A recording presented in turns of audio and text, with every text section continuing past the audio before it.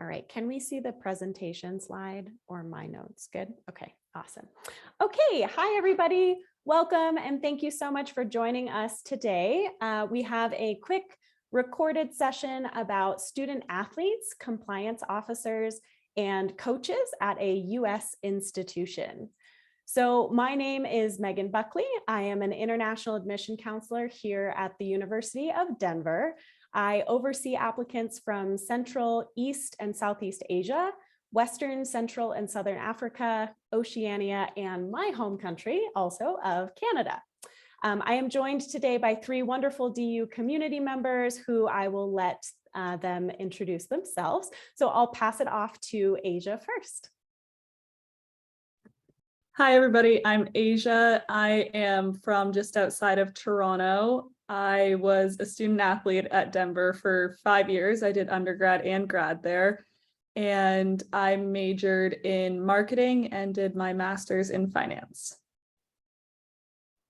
Hey, everybody. My name is Jason Kessner. I work in the athletic compliance office in our athletic department. Hello, I'm Alicia Franklin. I'm the head coach of men's and women's swimming and diving at the University of Denver. I am also Canadian from just outside of Toronto. I came to the US initially quite a few years ago to be a student athlete at the University of Minnesota, and I've been at the University of Denver now for 20 years. Awesome. Thank you all so much for being here today. You all offer incredible insight into an area of our university, which I know less about. So thank you. Really appreciate it. Just a brief overview. We're going to talk about DU sort of very generally, and then we'll jump right into our questions for today. So our beautiful city of Denver is located in the state of Colorado. We are towards the center of the country, but we're not in the middle of nowhere. We do have a lot of really wonderful outdoorsy activities in our state, like hiking, biking, camping, rock climbing in the summer months, and some world-class skiing and snowboarding in the winter months. We also have, of course, all of the benefits that come from living in a big city, job opportunities, thriving economy, etc. And Denver is just a short flight away from many cities in the US. These lines here show you the distance by flight to our neighboring coastal cities. And we do have an international airport here that can connect us to many parts of the rest of North America, Europe, and Asia. So where is DU, or the university, in relation to Denver? Easy access to all of that. So we are in a safe neighborhood, about a 12-minute ride on the light rail to downtown Denver, and about 60 minutes to the mountains, or 2 hours to Rocky Mountain National Park, which is a big draw for people coming to Colorado and to Denver in particular. Now, when studying at a US institution, you do have a few different options, so I encourage you to explore what those might be.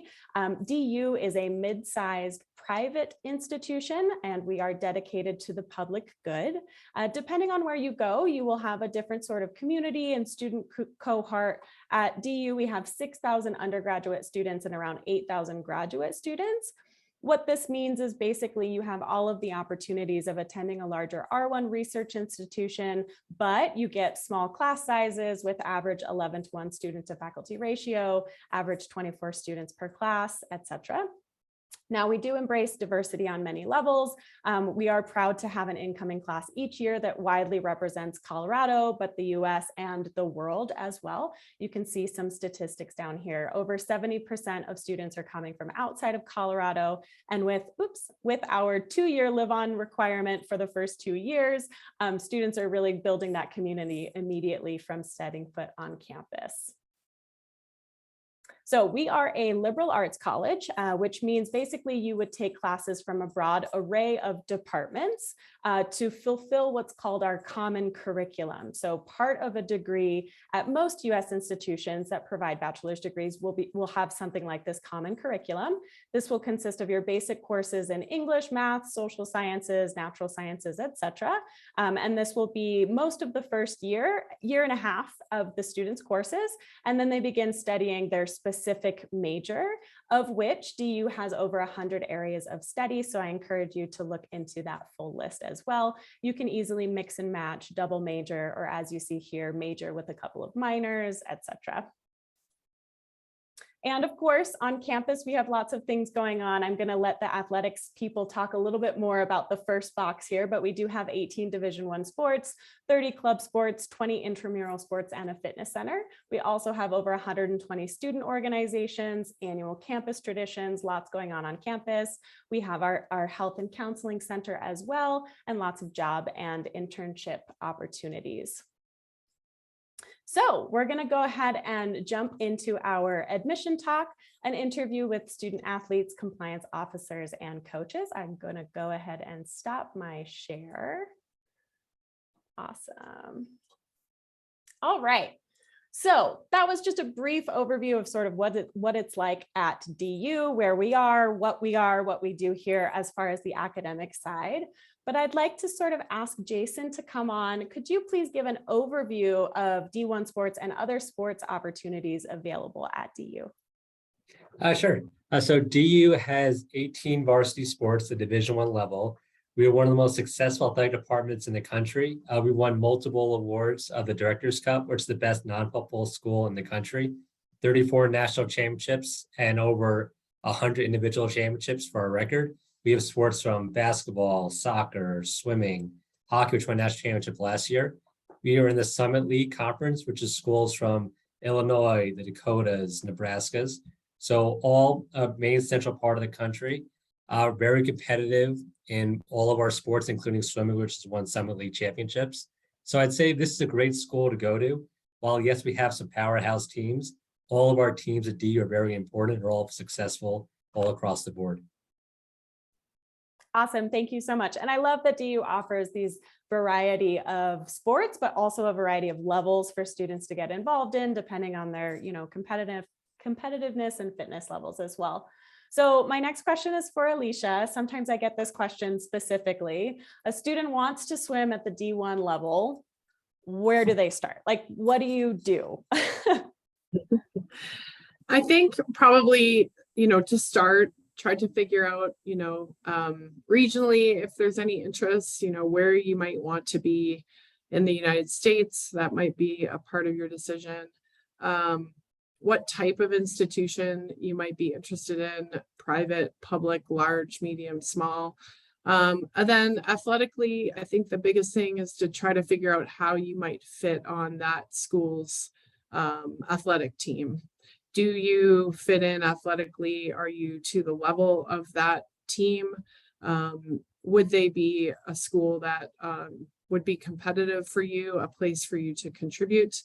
And I guess it depends on the sport that you compete in, but in swimming, it's pretty obvious because of times. So, in our sport, you can take a look and see online at a lot of variety of different websites and just see how you might fit.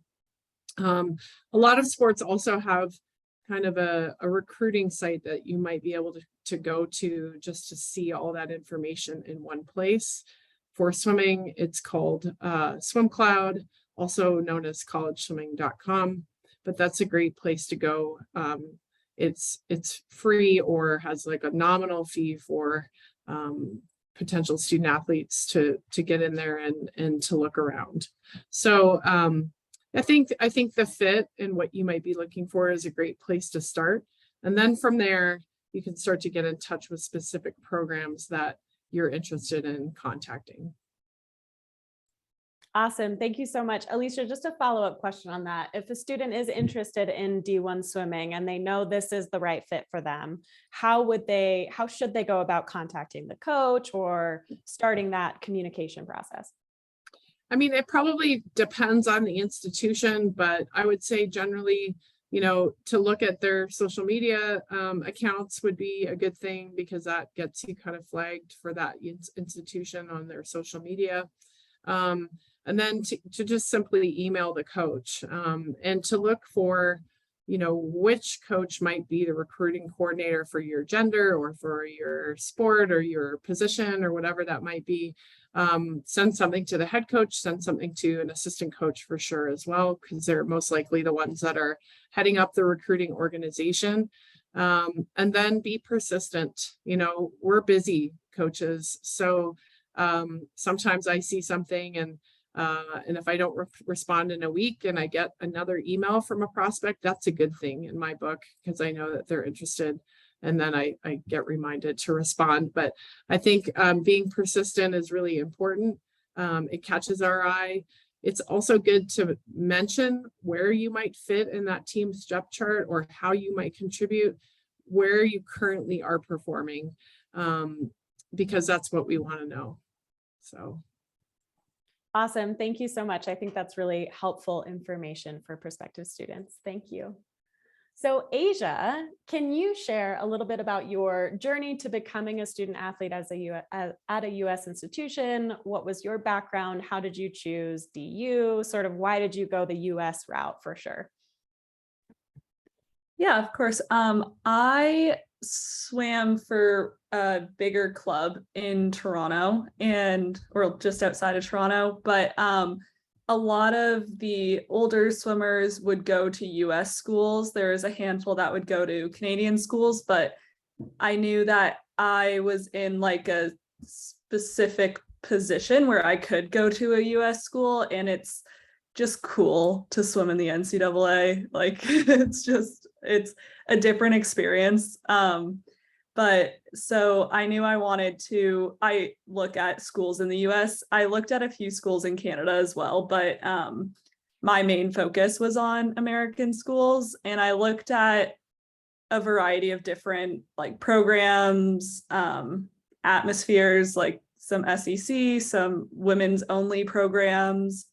DU kind of just had everything that I was looking for. There are a lot of Canadian swimmers. Alicia's Canadian. It's had that aspect of being kind of a homey aspect, but it's also different than home. But so yeah, I reached out to Alicia. I reached out to some other schools, went on some recruiting trips, and DU was just the right fit for me. So awesome. Yeah. Were you able to visit when you were kind of looking around as well?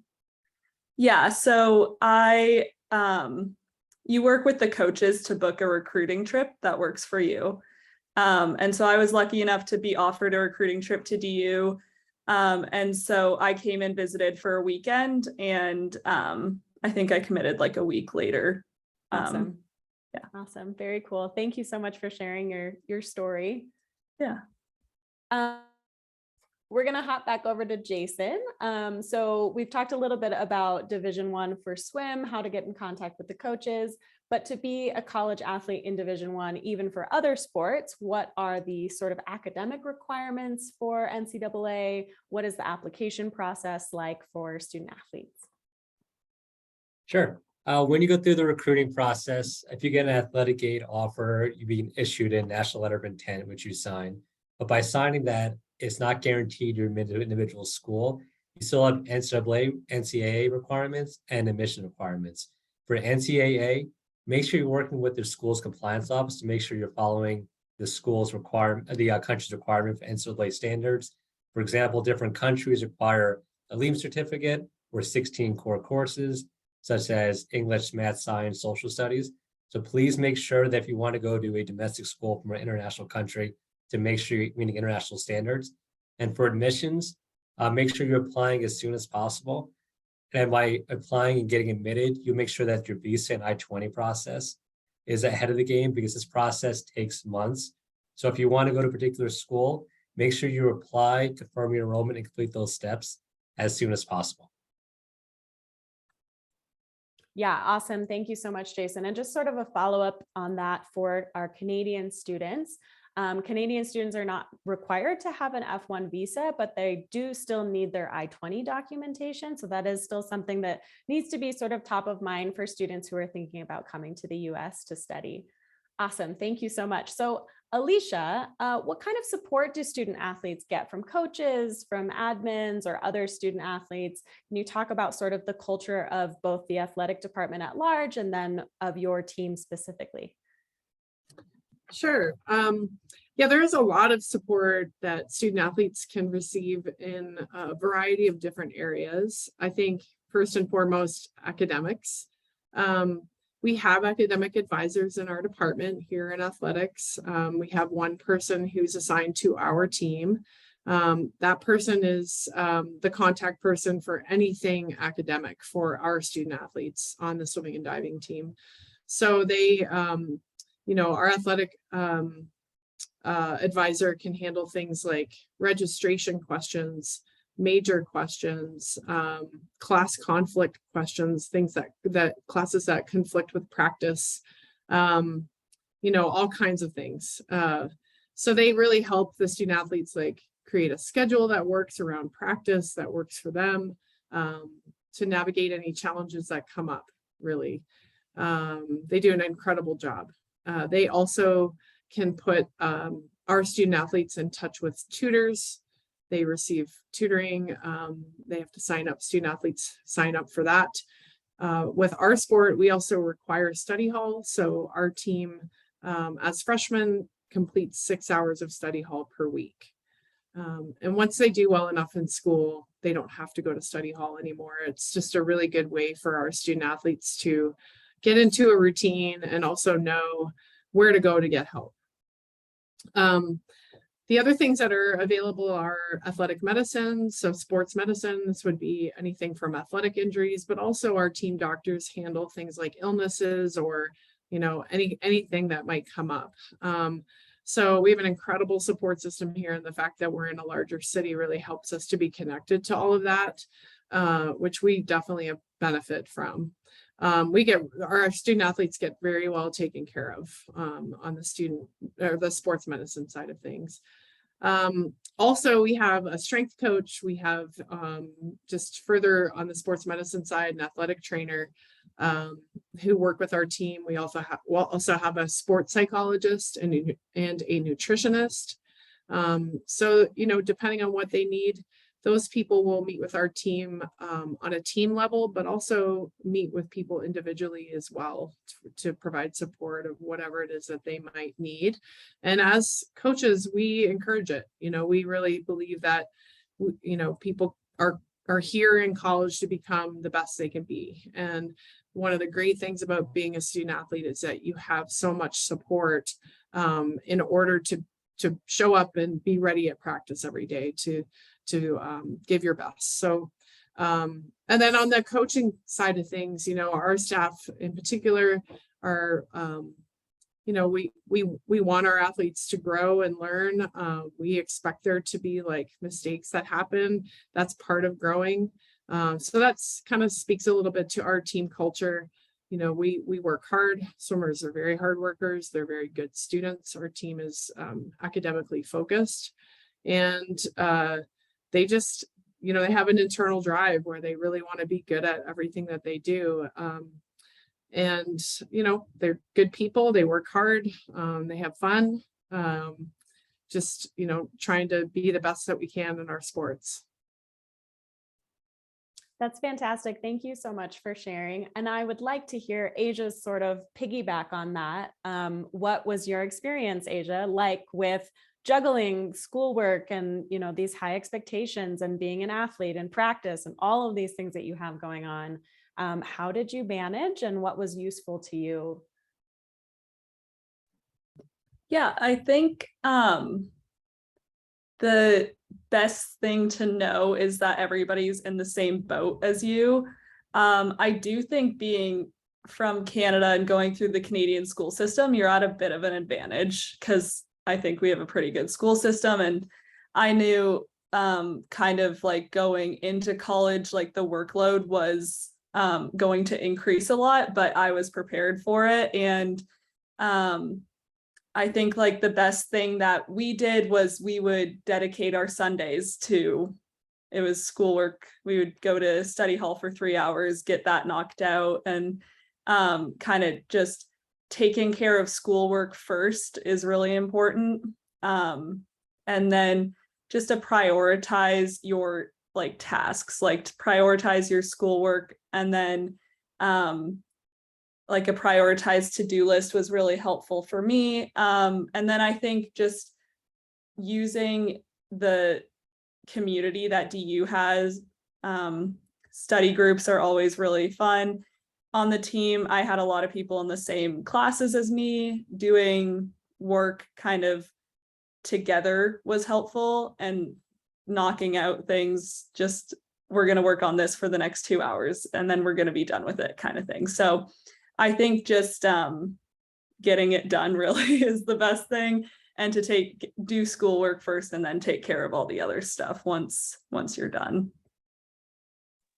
Yeah, I can definitely see the benefit to being organized and then, making sure that you reach out and utilize these other support systems that are there for students. I think sometimes if students are shy or maybe they're new to campus, maybe they know it's there, but there's definitely that first step in just engaging and utilizing those support systems is so important, because then that's there for you for the rest of your career here, basically.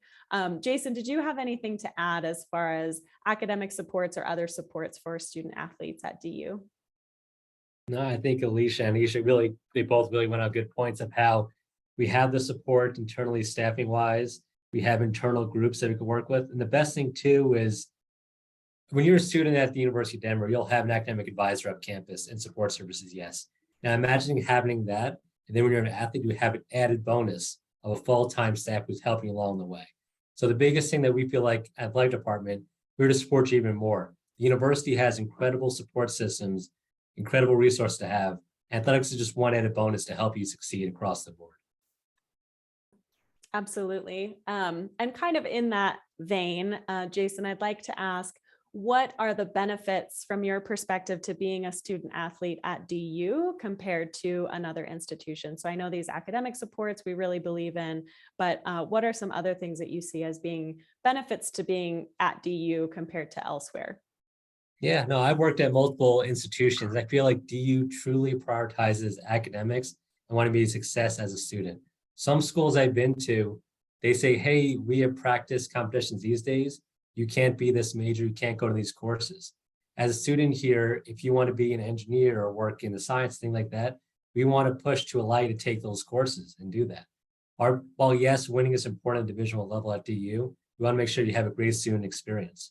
So our academic advisors also go above and beyond, working with professors to make sure that if you have an exam during a competition or travel, they'll work and arrange that for you. Really go above and beyond to make sure that you succeed academically in addition to athletically. Perfect. Thank you so much. We're going to move on to Alicia, and I know this is specific to swim from your experience, but how does a student qualify for an athletic scholarship? How do they keep that scholarship? Questions about how do I fund this opportunity? Yeah, I mean, for most international students coming to the US, looking to receive some sort of athletic scholarship would most likely be a piece of what people are looking for, and to help defer the costs. I think when I'm talking to an international student, I assume that they're going to need some amount of aid. And so a lot of times the question is, what can you provide as a family from your family? What is your level of commitment? Dollar wise, and then we see whether or not we could get anywhere close to meeting the rest of the need. And then from there, we might start more serious discussions, right? So we try to kind of front end that, especially with our international students a little bit more. But yeah, on the swimming side, I mean, it's all about being on our depth chart. So we can compete 4 people in each event at a dual meet. And so if you're in the top 4 to 5 on our depth chart, then you're considered for a spot on our team. And then to receive athletic aid, a significant amount of athletic aid, you would be trying, really in the ballpark of 1st or 2nd on our depth chart. And so it's pretty simple in our sport, like I said before, because of time. On the diving side, it's a little bit different because it is judged. But they do have scores, that are based off of a system. And so with diving similarly, like watching video helps both of our sports to be able to see what people look like when we can't maybe travel to these people's country to watch them compete. So video is an important part of what we do too for evaluation. Yeah, I hope that is covers it. Anything else? Yeah, no, absolutely. And then just in addition to the athletic grants and scholarships, there's also these merit scholarships. So depending on your academic performance, right, that can sort of factor in together to provide more support financially in order to attend the college of your dreams in the sport that you're looking for. Yeah, and it definitely depends on the sport because in our sport, we can divide our scholarships up. In some sports, they can't do that. So we can take advantage of the merit scholarships in our sport because we can use them together.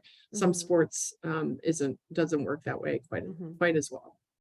So definitely important to reach out, to the compliance officers, check and see what's available, what we need to be thinking about in order to fund, because international students, at least at DU, are not eligible for need-based aid. So it's really just this either athletic grant scholarship or merit-based scholarships. Awesome, thank you. So let's hop over to Asia for my last question, I think, for this recording. I'd like to just ask about what your experience is like in terms of the future. How do you think DU is supporting you moving into the future? What opportunities are there? What resources do you feel you have? Yeah, so I graduated in June and I already had a position lined up for a job. So I work still in the swimming world, and it's fully remote, but it's kind of the best of both worlds where I combined my athletics expertise with my schooling, my undergrad and my grad, but I still am part of the DU community in the sense that we, as like an alum, even last week I went to Daniel's business networking event. It's the community when you're in school is great, and the community when you're out of school is also great. So it's continuing to, DU is continuing to support me even though I am graduated and gone from the school. But so I think I was not only like prepared to get a job, but I'm also prepared now to, if I choose to move on from my job, I have all these networking things, and I also can be involved in the community, in the DU community if I want to be. It's great to be a DU alum, I think. That is so good to hear, that it's good to be a DU alum for sure. I think a lot of times, sometimes students are just looking at like, what is the next step? But we should also be thinking about like, well, what might the step after that look like also? And what kinds of supports are in place for me to get there? It's not just what am I going to study in college? It's also what am I going to do with it? And how are people going to be helping me to get there? And I love that, Asia, that you're still connected with the community, that you're still coming to events. Like that is so important to have people that come back too, because that helps maintain those relationships. And then you become, an alumna that is mentoring a current student or something like that. So that's really fantastic to hear. Perfect. Well, I just want to say thank you to all of our presenters today. Thank you so much for being here. Such a pleasure to be working with you and to learn more about athletics in general in the US and at DU specifically. And thanks for joining, and thanks for watching this recording. Have a good day.